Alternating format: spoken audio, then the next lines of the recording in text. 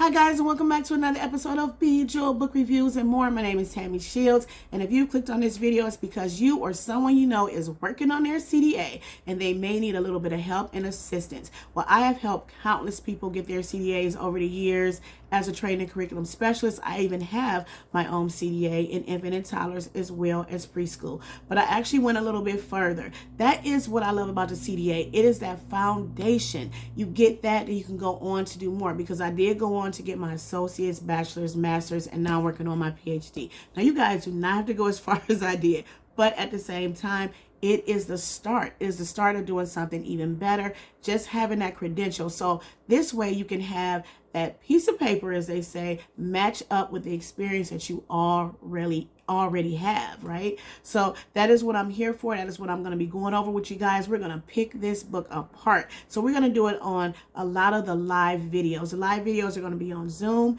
and then also I'll do a couple pre-recorded videos to help you guys out too. So we're going to go over how to put the whole, portfolio together, how to do those dreaded competency statements, which people struggle with the most. And then we're going to also, go through how to set yourself up a profile into the registry, get yourself a PD specialist, and then take your test so that you have your credential. So I am here to help you throughout this whole process. Like I said, I'll give you more information at the very end on what you need to do so that you can be a part of the live stream. The live stream is going to be super cool because you'll get to ask questions, raise your hand, be on video. We get to have working sessions. So you're going to need to have this book for the sessions that we'll be doing. So this is the preschool version for the CDA. And then when I do the toddlers, you'll need to have the yellow and white book, which I have right here to show you this one. This is the one you're going to need for infants and toddlers. So guys, if you're going to get these books on your own, if they don't have them in your facilities already, I will have a link for the council where you can purchase these books, because it's much cheaper doing it this way. I did try to purchase them in other ways, but they were just way too expensive. So I will have that link for you, as well as a link for my email so that you guys can be a part of the live stream. All right, so as I was saying, the thing that my teachers over the years that I see struggle with the most is those dreaded competency statements and writing them up. What to write in them? How long should they be? Like, am I covering every single thing? It's not as hard as you think. What you're also going to need is a notebook, because I'm going to have you guys write yourself an outline. The outline is going to be a good way to start your writing, because that it's almost like as teachers when we do our story starters with our kiddos and we say once upon a time, and then these guys just fill in the blanks. That's kind of what the book provides you with. So it provides you with these bulleted areas in each one of the sections to help get you started on what you're going to write. The funny thing about this whole thing is that you guys do this stuff every single day, but still yet when I sit down with people, they are like struggling to figure out what to write. So that is where I'm going to come in at to show you guys it's not as hard as you actually think. All right, so one of the pages I'm going to start going over, the first two pages I'm going to go over rather, is pages 40 and 41. Now, pages 40 and 41 is about the preschool competency standards at a glance, and then it talks about what the Competency Standard-1 is, which is to establish and maintain that safe and healthy learning environment. So I always tell my teachers to go look at the competency standards at a glance first, because this is going to help you to see, okay, I need to break this down into this particular one, 3 different sections: the safe, the healthy, and the learning environment. So you're going to do exactly as I said. You're going to write down what you do every single day to maintain that safe environment, what you do to maintain a healthy environment, and also what do you do to make sure that that learning environment is safe, healthy, and conducive to learning. So those are the things that you're going to do. Now, when you go to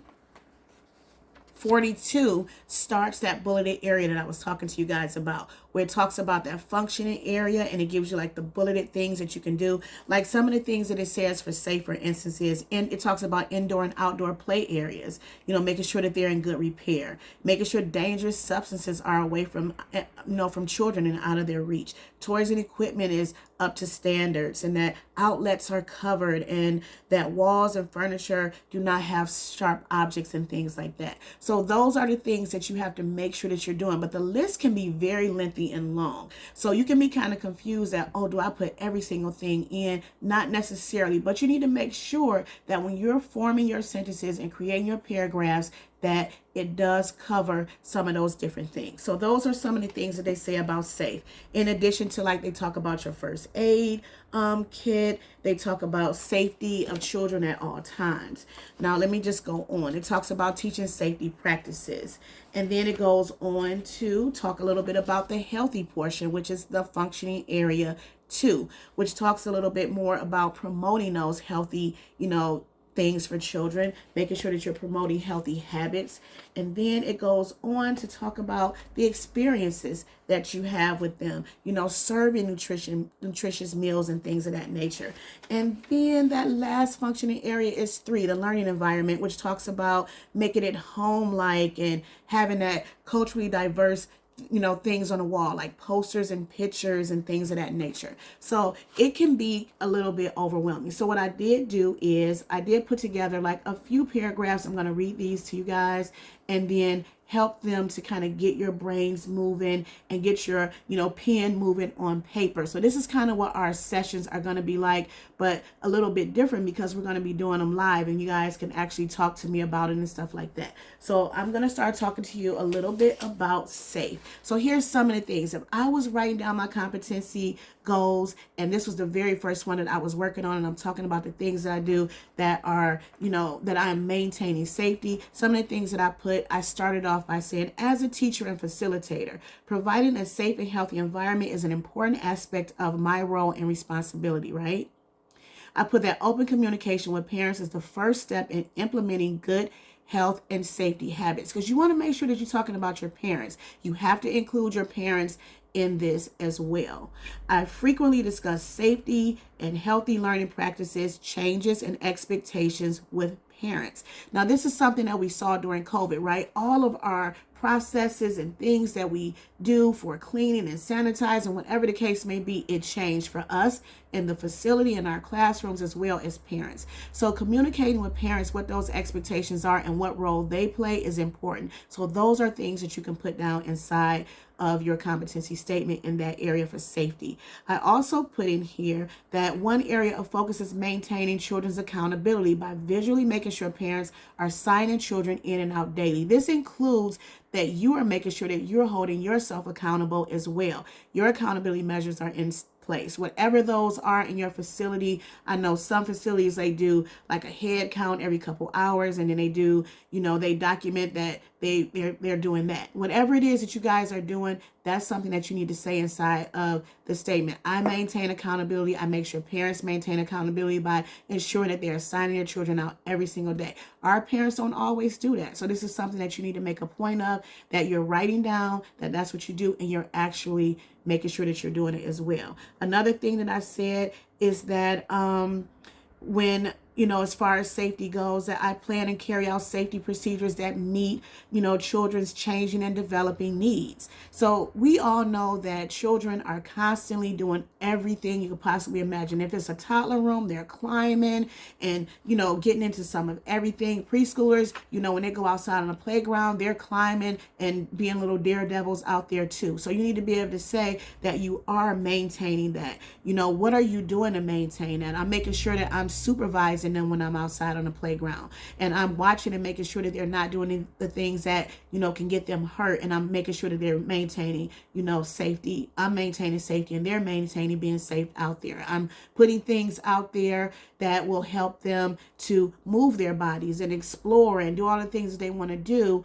I'm bringing the inside learning outside. And what does that look like? I'm doing obstacle courses out there.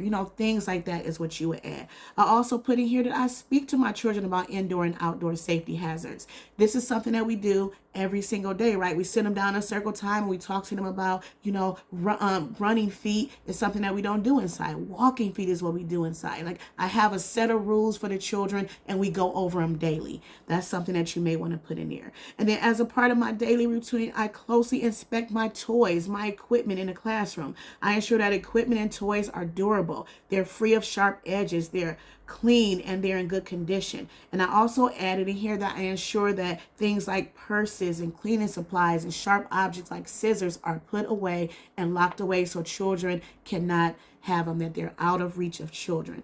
I also put in here that I check my first aid kit in my classroom. So if you have a first aid kit in your classroom, you can say, I check it, and I reference it with whatever the state mandated, first aid kit says you have to have in your first aid kit. Some people have them in their room. Some of them have them in the front area. But if you have them in your room, you can say, I check and make sure that my first aid kits are up to date. And then I also put in here that I make sure my emergency procedures have the proper postings and they're up to date.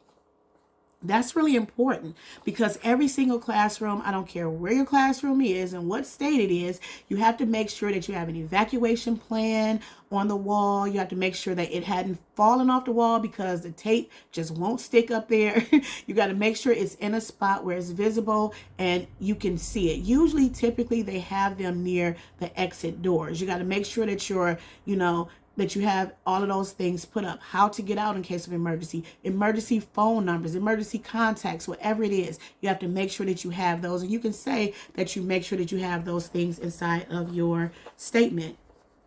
Now, I did add a couple more things in. I added in like throughout the year, I invite visitors, like firefighters and police officers to speak to the children about safety. That's showing that you're bringing in that sense of community, especially if you are an accredited center, whether you are Step Up to Quality or you are an NAEYCE, facility, then those are some of the things that you have to have. You have to show that you are, extending your learning and things like that out to the community. So if you're able to do that, I know with COVID things did change a bit, but if you are able to do that, then that's something that you can say that you do.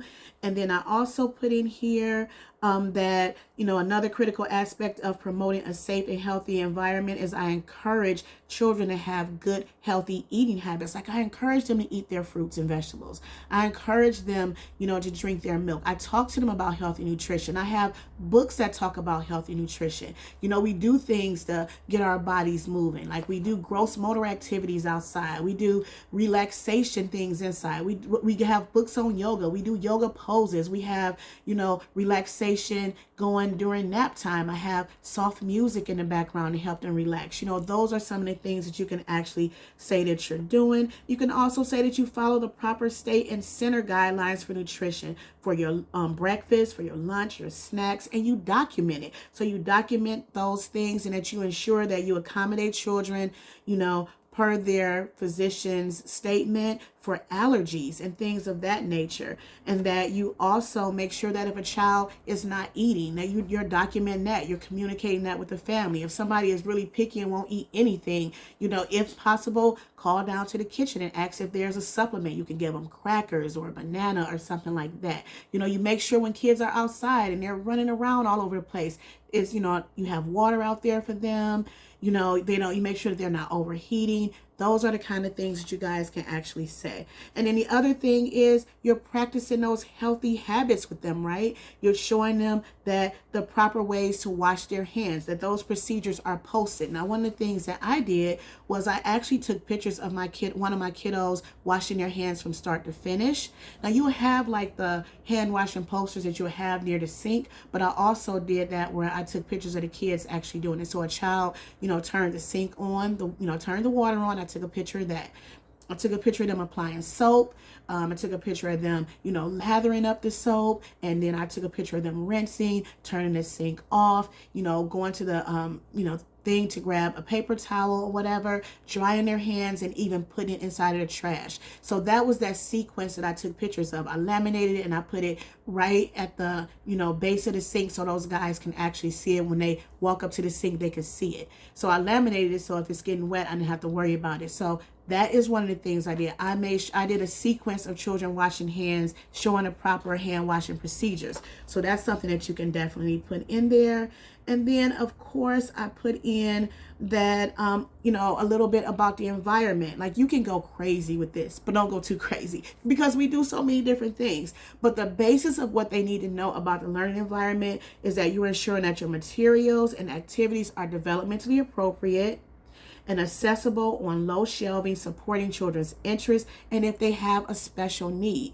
Everything that you do, you're making sure that there are things for exploration, right? And then the last thing I put is classroom arrangements are designed to promote exploration across all developmental domains. I ensure that the environment is welcoming, is conducive to learning, and it reflects diverse, culturally relevant practices. So what does that look like? You have books on different, cultures. You have family photos that represent a vast, diverse group of children. You have music, you give them those activities and those experiences. So those are the things that you will write down in there. And how I decided to end this, if you want to choose something like this, because a big part of that also is maintaining your professional development. So I said, lastly, as a facilitator of maintaining a safe and healthy environment, I ensure that my training in first aid and CPR, communicable disease, and child abuse is current and up to date. So that is how I closed it. So guys, it's not as hard as you think it may be. You just have to pick it apart. Like I said, outlining it,